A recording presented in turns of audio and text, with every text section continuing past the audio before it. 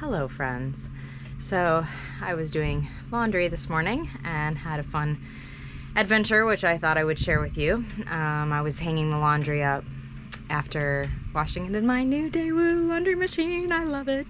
But hanging the laundry on the line using these stainless laundry clips that we have, and one of them fell into the water. Happens actually more than I'd like to admit. So usually I have Rick go get them because he is an expert at finding things under the water, but it's not very deep here and the clarity is pretty good, so I felt like I could find it.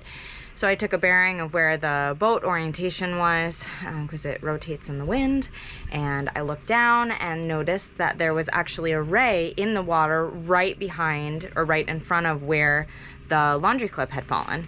So figured that should be pretty easy. So threw on my swimsuit, got in the water with my mask and snorkel, jumped in, found the ray, looked right behind him, did not find the laundry clip.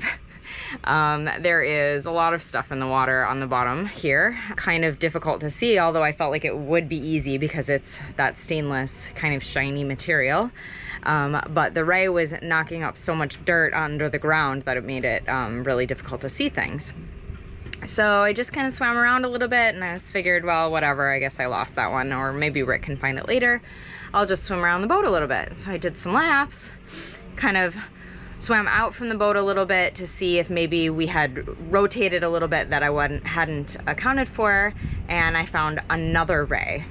So I figured, oh no, maybe that's the ray that I saw. So then I swam around looking behind him a little bit, and then I found a third ray. This place is so magical.